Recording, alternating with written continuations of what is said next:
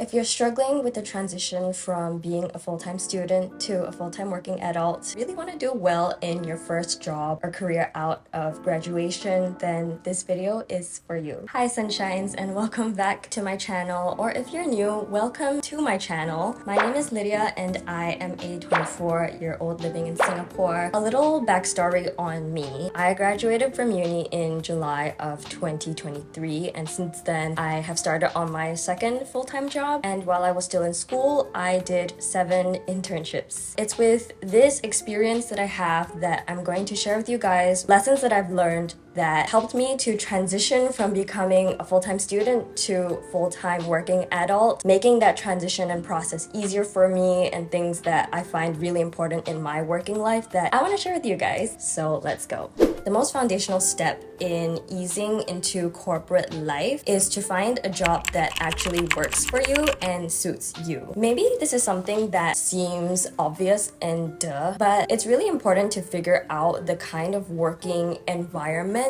and tasks that you like to do, that you thrive off in your own individual person. In my head, I kind of classify this into 2 different categories. One is actual job related stuff, like what kind of tasks do I not mind doing on a daily basis that won't kill me if I have to do it as my BAU, as my business as usual, and what kind of projects excite me the most at this point in my life. The second category is working environment, company culture. What kind of working situation do I thrive in the best? Like, do I like to go into office every day, or do I prefer a hybrid mode where I have some of my remote time and then I can come into office and have my meetings, get to know people then? Another important lens I feel like is figuring out, do you like to work in startup environments where a lot of things are moving really quickly and you have chance to make a bigger impact? Or do you like working in an MNC where there's a lot of established procedures already and you just follow through because it's very structured for you and you have a lot more guidance in that sense? So all of these questions I feel are helpful for you to get an idea of what kind of job and what kind of work that you like doing, which obviously makes it easier to transition when it becomes your entire 9 to 5 or 9 to 6 or whatever. It's not like in school where you can pick and choose your different subjects, your different classes, and even arrange your tutorials. When you're working, it really is your whole day for most of us. This also keeps happening. Like, it's an iterative thing that keeps on developing, keeps on changing as we work more. Like, what I like now is going to be different from what I like in 5 years and 10 years. But having at least some idea of what suits you and what you thrive in will make all the difference in making that transition easier for you. To me, that's why working in my internships has been helpful, because that's like a trial run. So the aim is to put yourself in a place that is already primed to meet your needs and your wants or goals in terms of like your personality, your work style, and what you want to learn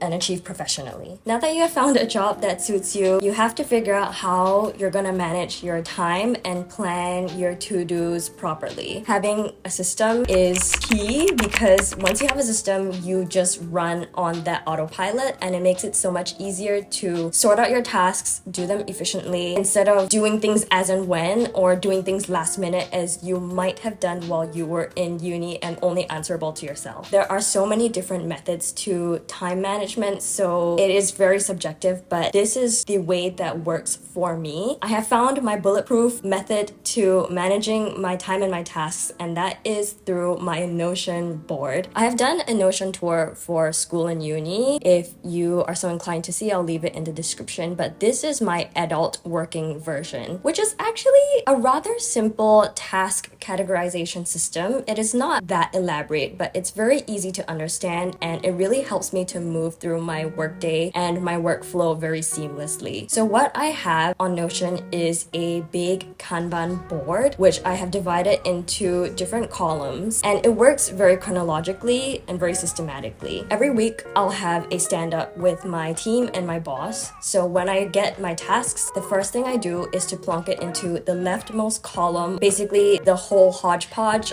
of to-dos that I haven't started yet. And this is where I'll indicate more details on on exactly what I need to do. I'll also add a little tag to say what category of tasks it falls under, the date that I was given the task, and also the due date. And at the very end, I have a tag label that I can indicate whether this is a very high priority thing or medium priority, or just something that I can look back on in like a couple weeks because it's not very urgent. So every time I make progress on that deliverable, I'll shift the item or the box into the next column, which shows that it's in progress. And when it's done and under review, I'll move into the column that says under review. And then only when it is fully done, published, delivered, I will put it in the completed column, and that's where I don't have to look at it again. This system really works for me because it tracks exactly where each task is at any point in time, and I just need to update it by like dragging it over when it reaches the different milestones. One last thing for workflow is that alongside having this board to help me visualize and keep track of what I need to do when, I will come up with a to-do list at the start of every morning of like my work day so that I know in my head, okay, I need to get like these 3 things done by the end of the day. And ideally, I would have also thought about it for at least the day ahead or maybe even the week ahead so that I can time block my days accordingly and see it in the future as well, so that I have like a plan on when these tasks are going to be done and I know that they're going to be delivered on time. The third tip that I have is to take initiative. And this more so applies to, I guess, places that might be a bit more slow. Like obviously, if you already have a lot of work in the nature of your work and you can't take on any more, then don't ask for work that you can't finish. But in general, having that attitude of proactiveness and doing things without needing to be asked, I think is something that people just find really helpful as a colleague or as a boss. Like you cannot wait for work to come to you, especially if you're like going around with nothing to do in your first few years, not having much experience or skills. You have to grow it by doing something, and if that isn't falling into your lap, you need to go out and ask for it. I just feel like it's a characteristic that shows really well on someone's character and work ethic, that they can do what they need to do and do more than they need to do without needing to be like requested for it, because it shows that you're sensitive to the needs of the company and of the people, and that you can actually make improvements to the organization outside of doing like purely what's on your job description. My fourth tip is that being the fastest isn't always the best. Now this might sound controversial, but hear me out. I think that it's more important to do your work in a healthy and sustainable pace rather than rushing to finish everything and then handing it up immediately after you've done it, because the quality of work matters as much as the quantity or the speed at which you're doing it. I say this because I think I'm prone to doing things fast because I like to do things fast. I like to be proficient, but it suffers when my work is riddled with mistakes, and it's because I've been careless when I'm just concerned with doing things fast enough so that I can just like submit it immediately and look like I'm being efficient. But in reality, it's not that efficient because someone has to go back and correct the work that I've done and look at all these typos and errors, which is annoying to the person that's going to be reviewing your work. So my advice personally is that when you finish the work that you need to do, you don't necessarily have to hand it up like that, like right immediately after. You could be taking some more time to check through it,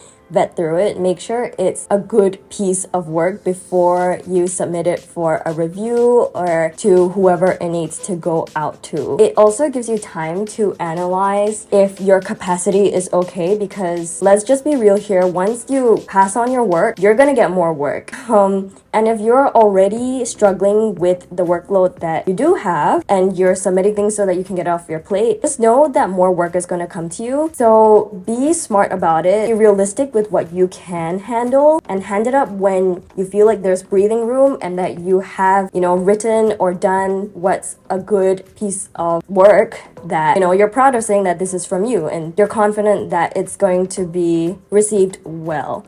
The fifth tip that I have in surviving and succeeding in your corporate career is to be nice and try to make friends with your colleagues. Being friends with your colleagues will make your working life so much nicer and better. This is coming from an introvert who, by default settings, I could probably go a whole day without talking to a person, or like only to my partner and my family. And it takes energy for me to make conversations with people, get to know know them on a personal level, even if just like a friendly professional relationship, is better than nothing. Literally, the best internships that I've had, the best jobs that I've had are ones that I feel I have personally connected with my colleagues and my team, and like it makes me not dread waking up every day, going into office and like talking to those people because they're funny and they're nice, and it just makes work so much less boring or tedious to go into, especially when you have hard work days. The best part about getting to know other people is also that you learn from their experiences. Whether they're younger than you, whether they're older than you, everyone has such a different variety of like work and experiences that they've done before that if you don't talk to them, you're missing out on so much, and learning from what they have done before in the past and how you could do better, how you could avoid certain things that they've done before because that's not what you want in your career. So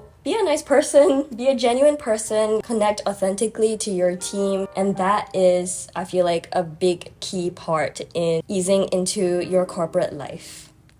The next tip that I have is to keep a record of what work you've done. This is something that I have sometimes regretted at the end of like an internship or a job because I'm like, okay, what did I actually do this whole time? I know I did work, but because I didn't save it, I didn't note down what I had actually achieved, so to speak. It was hard for me to actually put it down on my resume in writing and be able to talk about it in the next interview that I have, or bring it up as a point of experience when it comes to interviews. Like if you're not actively noting down the impact you have made, this is gonna be detrimental and bad for you when you're gonna try to apply out to the next job because you want to go somewhere else, or like you just want a different experience, and you need to have points to prove that you were a good worker and that you made such and such value and contribution to this company, which you might not have if you don't keep a constant record of like, this is the conversion rate that I have made since I started working here, or because of this project I completed this KPI. Whether it's on a weekly level, a monthly level, a quarterly level, you need to be noting down some of your best works or achievements in that time frame. Like just have it down somewhere on an Excel, on a notebook, on your Notion. And if you can save the actual, like a screenshot. For me, I work in communication, so that could be like an article or an email that I designed, some assets that I created that, you know, visually show what I have done, and then these stats to back that up. Because if you don't, it might get lost in the daily stuff of what you're doing, and then when it comes to the end of the job, you're like, actually, what did I do? And you don't want to come to that point. So make a regular note of it, whatever time frame works for you, and make sure that you store the information away to be able to use it when the time comes.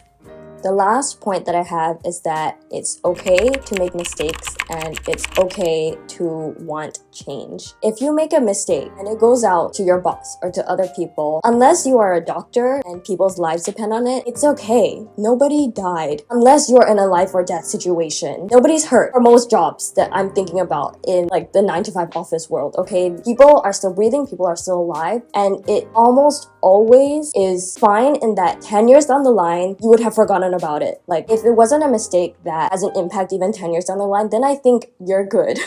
Obviously applicable only if you are, let's say, newer in the working world, fresh into corporate life, which is who this video is for. It's very easy to start beating yourself up once you've made like a small mistake or even a medium to big size mistake and feel like, oh my god, like I'll never recover from this. Just remember that people all over the world every day make a ton of mistakes. I have made many mistakes in my working experience so far, ranging from careless ones to stupid ones. And these are all stuff that I definitely regret, but I'm still standing here today. And I think if you are in, once again, a workplace that is suited to you, that is welcoming of mistakes and of learning from them to become a better employee, a better person, and a better worker, then it's okay to just accept it, receive the feedback, don't take it personally, and do better and move on. Like life still goes on, so you're okay, you're good. The second part to this point is that if at any point in this early stages of our career you feel like you're not doing something something that's right for you, it's okay to listen to it and honor that intuition, and maybe start to look elsewhere or see what you can change about your job that would make sense to you in your life. This is something that I always advocate for as someone who has, I think, done quite a variety of different industries in the field of communications, because I didn't know what I wanted to do, and in some ways I'm still always looking out. Like, I'm always open to different experiences while I'm at this age and younger. The truth is that when I really zoom out and think about it, at this stage of our lives, we're all pretty young, guys. Like, we have 20, 30, 40 years more of work to do. So in the grand scheme of things, there's a lot that we haven't discovered, and there is no point in zooming in and like telling yourself that this is the only thing I can do for the rest of my life. You feel so bad coming into work every day. Like, be open, listen to yourself, listen to your body and your heart. There is always time to pivot. And even if you're older, like mid-career, whatever, there's always time to change. If it is not right for you, there's always time to pivot and do something else that feels right for yourself. So don't pigeonhole yourself. Be open to what the world has to offer. That's all I have for you guys today. If you have watched until here, thank you so much for following along. I hope this has helped you in one way or another, that you take what serves you. As always, I appreciate you for being here and hanging out with me, and I will see you again on a stream near you very soon. Bye!